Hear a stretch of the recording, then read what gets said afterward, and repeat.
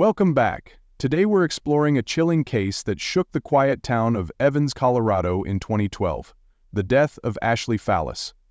As one witness would later recall on the stand, it sounded like a cry that never should have been silenced. In a place where neighborly trust once reigned, and in a time when forensic science had advanced to unprecedented heights, the Fallis case exposed deep fissures in both investigative methodology and public faith in the justice system. Before the events of January 1, 2012, few in Evans had ever considered their community as anything other than peaceful. But that New Year's morning, the image of a happy suburban household, 2 parents and 3 young children, would be shattered. Historically, the early 2010s saw an evolution in how law enforcement approached domestic disputes, violence, and mental health crises. Greater awareness of depression, anxiety disorders, and postpartum struggles had begun influencing both legal and therapeutic frameworks. Yet when Ashley Fallis, a 28-year-old mother, died from a single gunshot wound to her head in the early hours of a new year, many rushed to accept what at first seemed straightforward: a troubled woman taking her own life after a night of hard drinking and marital tension. Initially ruled a suicide, her death slowly evolved into one of the most hotly contested and controversial cases in recent Colorado memory. It shocked the public for its human complexity. On the surface, it seemed like a tragedy fueled by misunderstanding or mental health strife. But as time passed, new evidence hinted at something more sinister. Across the nation, true crime enthusiasts and advocacy groups were drawn in by whispers of corruption, mishandled evidence, and a husband who might have been far from innocent. The authorities who had once closed the case found themselves compelled to reopen it, amid mounting pressure and media scrutiny. Even today, the Fallis case remains a symbol of how modern investigative approaches can shift long-standing conclusions. It serves as a cautionary tale. Where certainty once stood, doubt can creep in and demand a fresh look at old truths. As we delve deeper into the tragic night of Ashley Fallis's death, we will trace the ensuing investigation, the media frenzy, and the latest forensic breakthroughs. The questions still linger, and the answers, if they ever truly surface, continue to fascinate investigators, journalists, and the public alike. On December 31, 2011, the Fallis family home stood at the corner of Aspen Avenue and Juniper Street in Evans, Colorado, about an hour's drive from Denver. By all appearances, it was a normal middle-class residence, a neat lawn, modest Christmas decorations still hanging, the promise of a bright new year. Ashley and Tom Fallis, both in their late 20s, were known as a friendly if somewhat private couple. Ashley had worked as a victim's advocate in a local nonprofit, helping others through trauma, a grim irony considering what would later be said about the final moments of her own life. Tom Fallis, employed as a correctional officer, was seen by neighbors as dutiful, though at times tense or quick to anger. They had 3 young children who were asleep upstairs that fateful night. Family and friends, including a close friend named Sarah Gomez, had gathered to welcome 2012. Donna Sally Gomez, her husband was beaten, gathered to welcome 2012. The clocks ticked toward midnight, the mood lighter than the chilly Colorado air outside. As the last hours of 2011 slipped away, Ashley and Tom's conversation reportedly turned sour. Accounts vary, but some guests said a heated exchange erupted near the fireplace. Ashley's mother, Jenna Fox, later testified that her daughter had confided fears about her marriage. She told me she felt trapped, that Tom's temper frightened her sometimes. Another witness, a neighbor named Nick Glover, recalled hearing loud voices from next door, just after midnight, he would tell police. I couldn't make out words, but it sounded like rage. Sarah Gomez, who left shortly before midnight, remembered tension in the living room, the way Tom paced near the kitchen counter, the sound of Ashley's laughter ringing hollow. Minutes after 12:30 a.m. on January 1, 2012, a gunshot rang out. According to Tom's initial statement, Ashley had been distraught. He claimed she grabbed a handgun, locked herself in the bedroom, and shot herself. Police would later note inconsistencies in this account, but at the time, The first responders took Tom's story at face value. The scene they encountered in the master bedroom of the Fallis home on Aspen Avenue was grisly. Ashley's body lay slumped against a dresser, a single bullet wound to her head, the firearm resting at an awkward angle on the floor. The children, mercifully, remained asleep in their rooms, spared from direct exposure to the horror unfolding downstairs. The Evans Police Department, under the direction of the initial responding officers, photographed the scene, took brief statements, and collected minimal evidence. In the early weeks of January 2012, the coroner's report leaned toward suicide. Ashley's struggles with anxiety were noted. Witness testimonies about arguments were acknowledged, but not deeply pursued. By late January, the case seemed closed. Ashley Fallis's death certificate listed suicide as the manner of death. The community mourned quietly, and Tom Fallis moved with the children to Indiana to start anew. The story might have ended there, sealed by official decree and quiet acceptance. But something didn't sit right with Ashley's parents, Jenna and Joel Fox. Joel was no stranger to tenacity. He had grown up a farmer's son and learned that truth is something you dig for. He approached local authorities insisting that the crime scene had not been adequately processed. Joel maintained that Ashley would not have left her children without a mother. In mid-2013, after nearly a year of relentless lobbying, the case was reopened. New detectives were assigned. Detective Michael Yates, known for his meticulous approach, and Detective Mark Mason, a seasoned investigator with a reputation for solving cold cases. They pored over old evidence, re-interviewed witnesses, and uncovered troubling contradictions. One key point of contention was the positioning of Ashley's body and the gun. Forensic expert Dr. Kelly Keyes conducted a new examination of the ballistic trajectory. The angle of the wound and the final resting place of the firearm did not align naturally with Tom's version of events. Another detail emerged. A young neighbor, approximately 15 at the time, came forward in 2013 to say she heard Tom shouting, "I shot her," moments after the gunshot. Defense attorneys would later argue she misheard the phrase, "she shot herself," but this discrepancy would become a focal point. By late 2014, investigators felt confident enough to present their findings to the Weld County District Attorney's Office. On November 22, 2014, Tom Fallis was arrested in Bloomington, Indiana, where he had been living with his children. Charged with second-degree murder, Tom proclaimed his innocence, insisting he had loved Ashley and that she had taken her own life in a moment of despair. The community in Evans, and indeed much of Colorado, was stunned. Media outlets, including the Denver Post, and local TV stations like 9 News, ran in-depth segments. Public forums buzzed with debate. Some argued the police had bowed to family pressure and media uproar, inventing a crime where there was none. Others believed justice was finally catching up to a cunning killer who had managed to hide in plain sight. As the case moved toward trial, one question would remain central. Was this the tragic suicide of a troubled young mother, or a domestic homicide carefully staged to look self-inflicted? The uniqueness of the Fallis case lay in the subtle details. There were no clear indications of forced entry or a physical struggle. The victim and alleged perpetrator were intimately connected. Unlike many high-profile murders, this one offered no clear pattern of violent episodes leading to a crescendo of homicide. Instead, if Tom killed Ashley, it might have been a crime of singular passion, desperation, or anger, an impulsive act concealed behind a veil of domestic normalcy.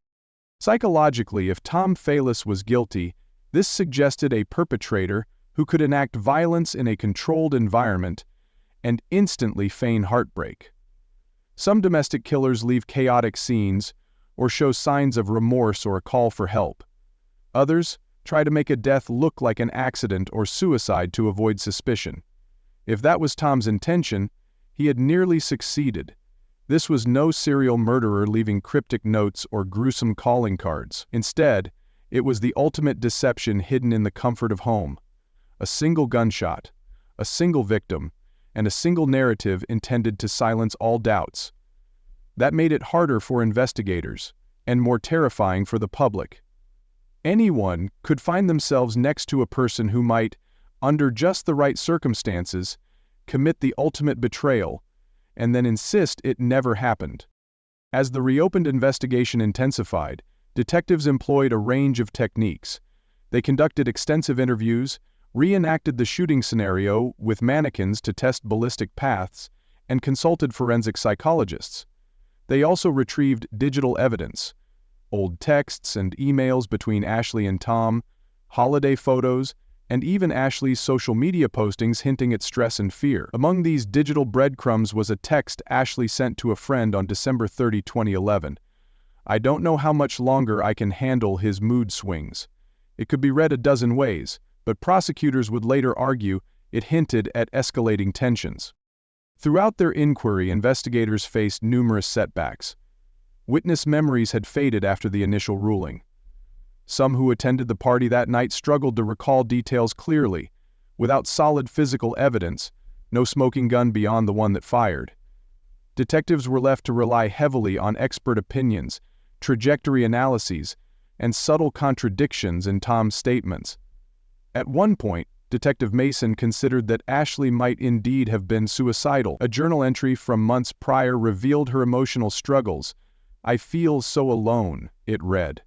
"What if the world is better without me?" The complexity of human emotion added layers of uncertainty. Could Tom be telling the truth after all? Courtney pushed past the feelings of self-doubt and gave herself over to meditation. Meanwhile, outside the police station, the public became invested. Ashley's family rallied for justice, holding candlelight vigils and using social media to spread their daughter's story.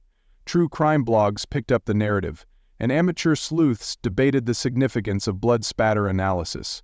In a time of heightened social media engagement, the case moved beyond the borders of Evans and Colorado, reaching audiences around the country. Public pressure mounted on the Weld County prosecutors, who were determined to build a case capable of swaying a jury.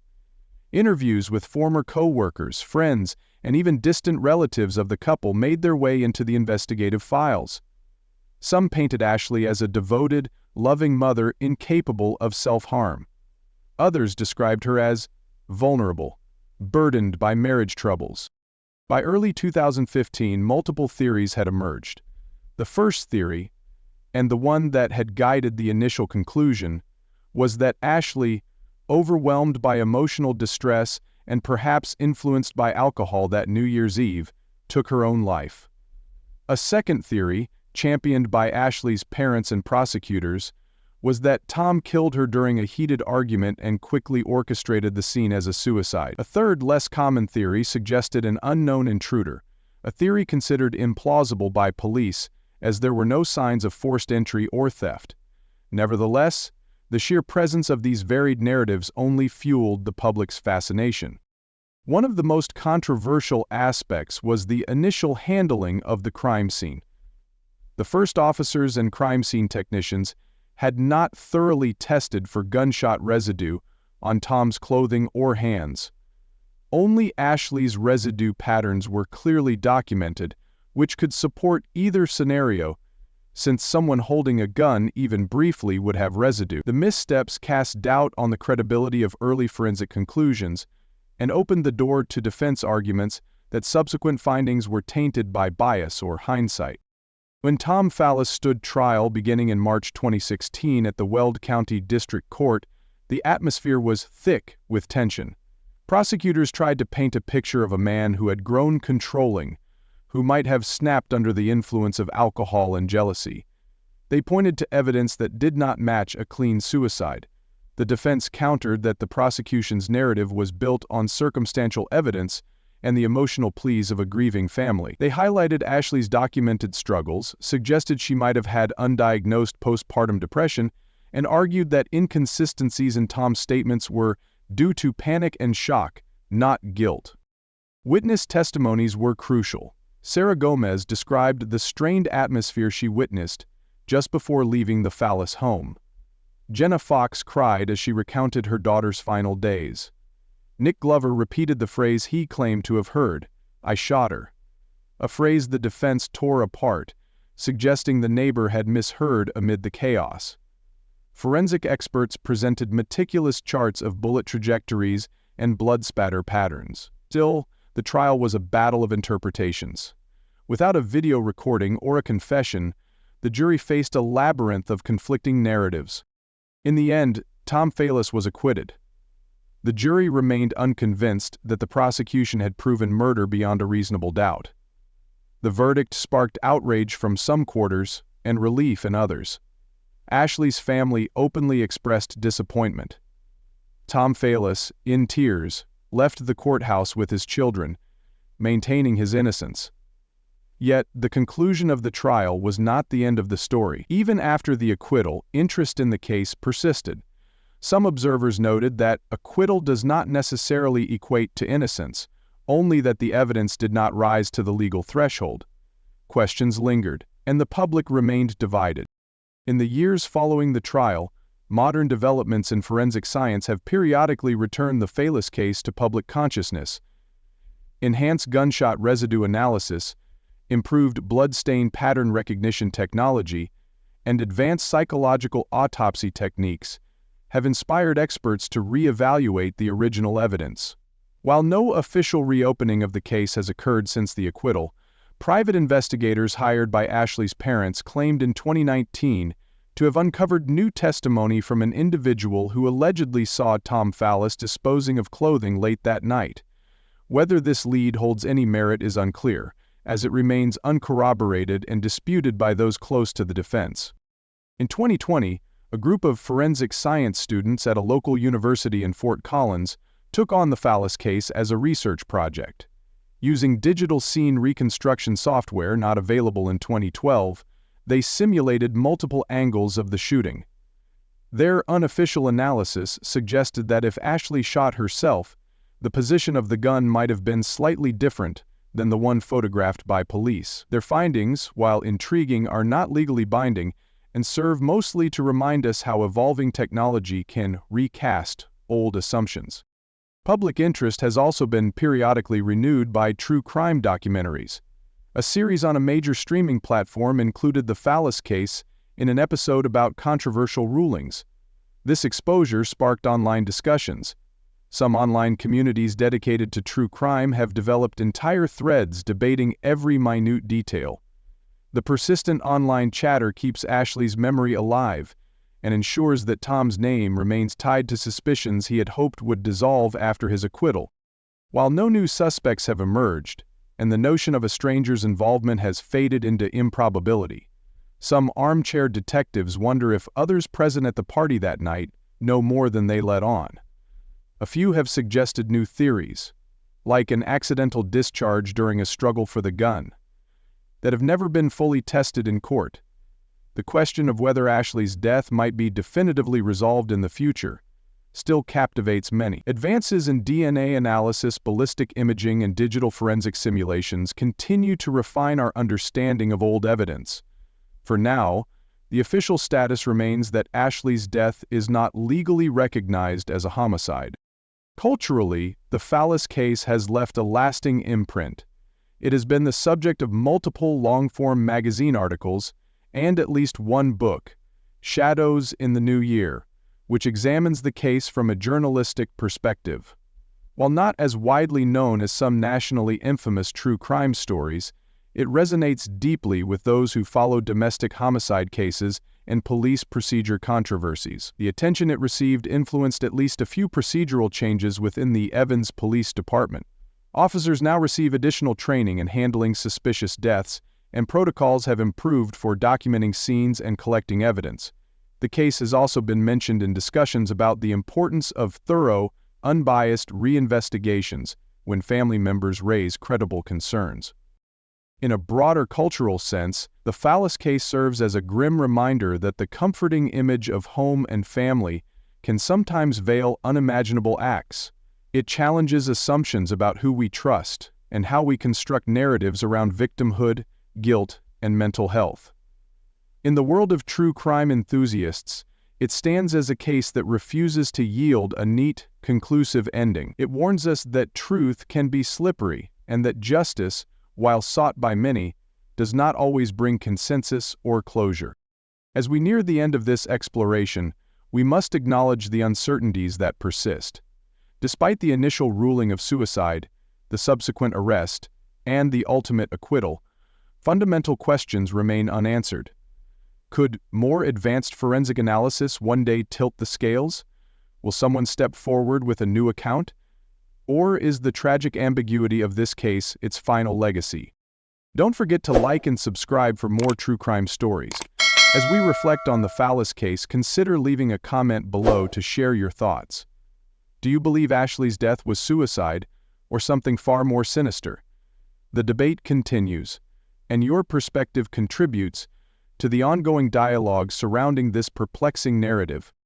If this story intrigues you, you might find parallels in other cases where initial rulings of suicide were later questioned, such as the suspicious death of Ellen Greenberg in Philadelphia or the contested circumstances around the Rebecca Zahau case in California.